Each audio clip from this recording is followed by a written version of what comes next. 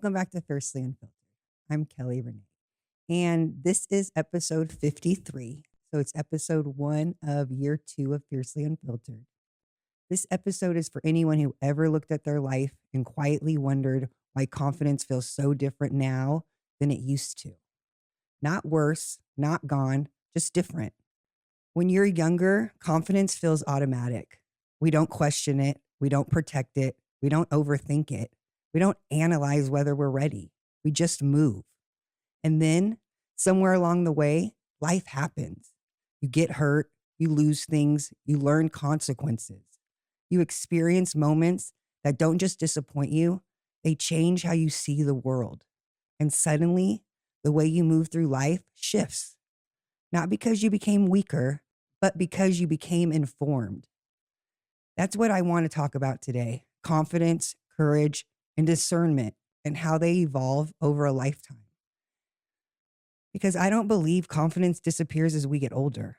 I think it matures. And often that maturity gets mislabeled as fear. When you're a kid, confidence is effortless. You don't analyze who you are. You don't guard yourself. You don't worry about how you're being perceived. You don't yet understand pain in a deep way. You don't understand betrayal or loss or how words can lodge themselves inside you and stay there for decades. You assume things will be okay. You assume adults will fix things.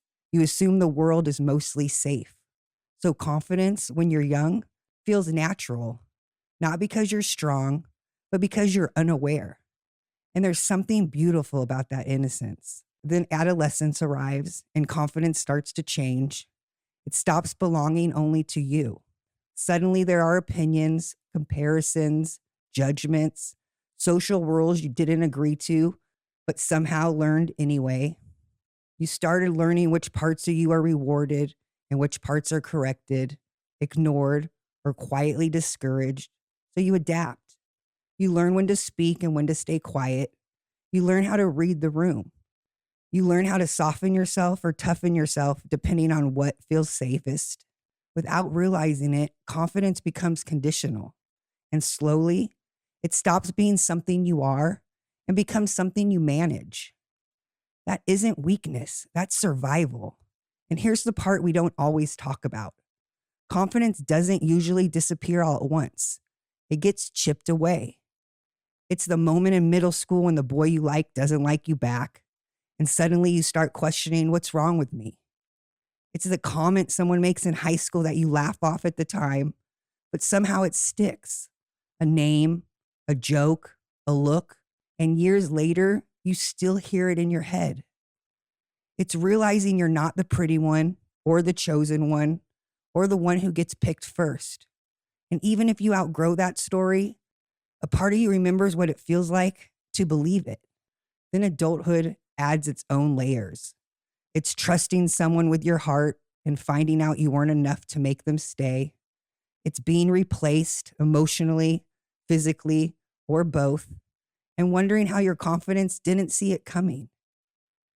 It's wanting a family or a version of life you pictured so clearly and realizing your body or your circumstances aren't cooperating the way you thought they would. It's watching other people get the things you prayed for and trying not to internalize it as failure. None of those moments alone destroy confidence, but stacked together, they change how you move. They make you more careful, more self-aware, more hesitant to trust what you feel. And that's not because you're broken. It's because you remembered what it cost you the last time you believed without guarding yourself. Then you entered your 20s and confidence shows up again, this time wearing certainty. You think you know who you are. You think you know what you want. You think you understand how life works. And that confidence is necessary.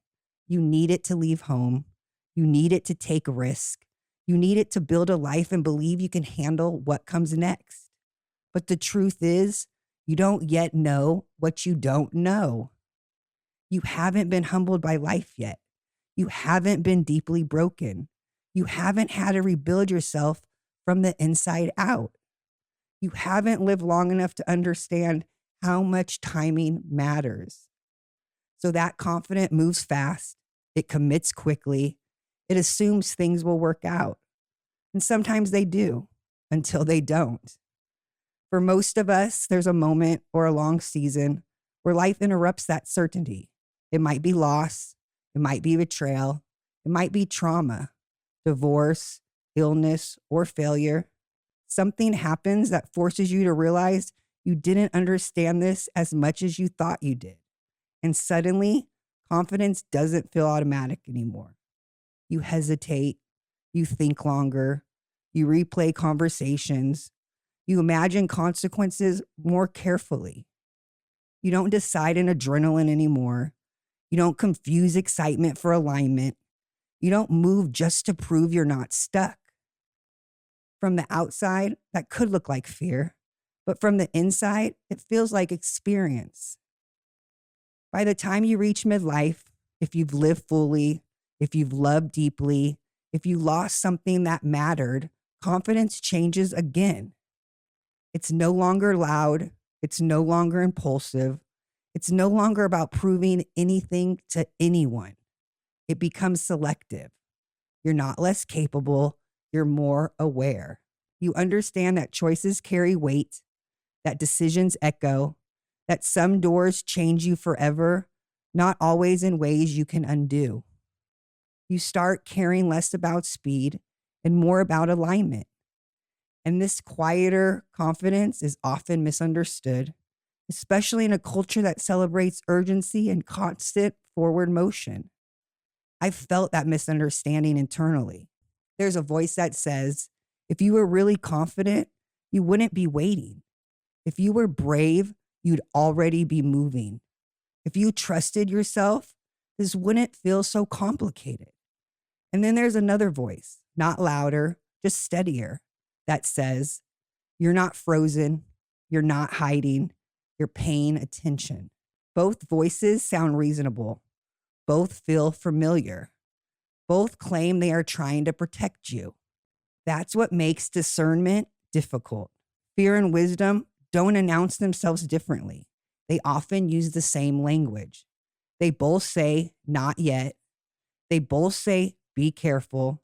They both say, slow down. So the difference isn't in the words. It's what happens inside you when you listen. When I listen to fear, my body tightens. I feel rushed. I feel like I'm behind or falling or missing something important. There's pressure, urgency, and shame mixed together. When I listen to discernment, I don't feel panicked. I don't feel small. I feel grounded, even when I don't have all the answers yet. That distinction has mattered to me more than any advice I have ever been given.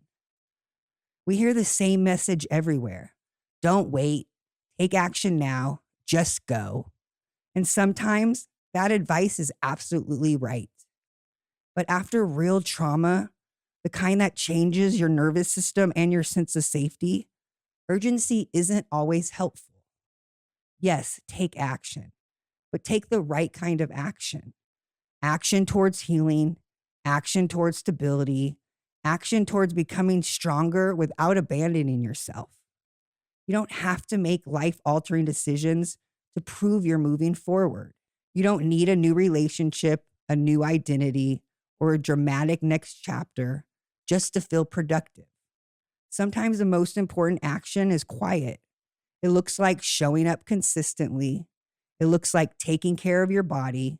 It looks like building routines that support your nervous system. It looks like choosing health even when no one is applauding. That kind of action doesn't look impressive on the outside, but it's foundational.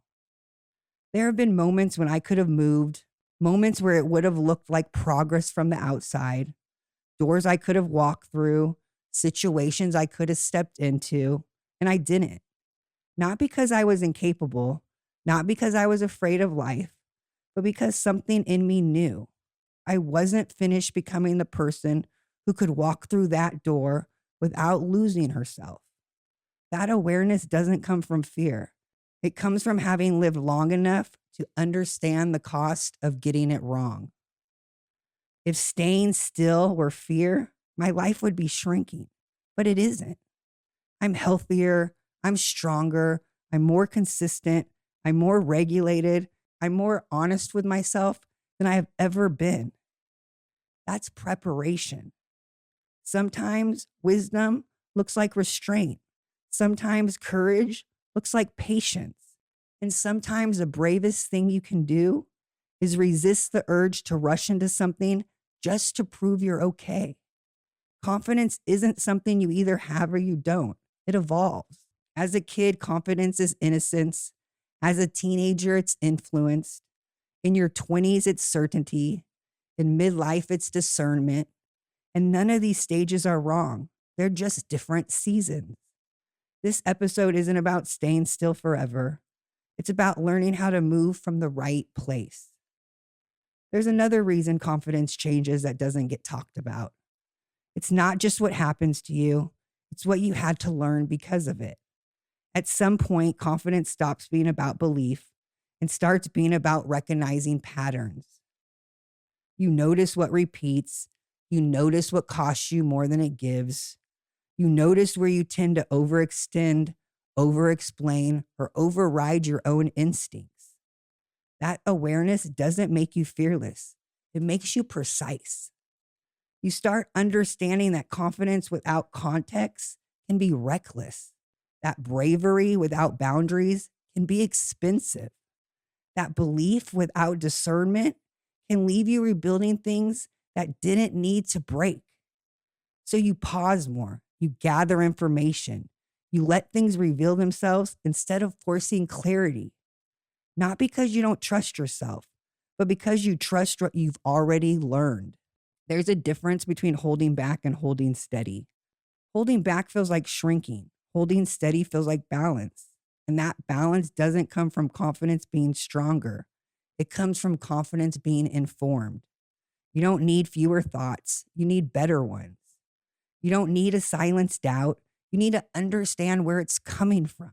Sometimes confidence isn't loud because it's busy listening. Sometimes it's quiet because it's calculating. Sometimes it's still because it knows timing matters.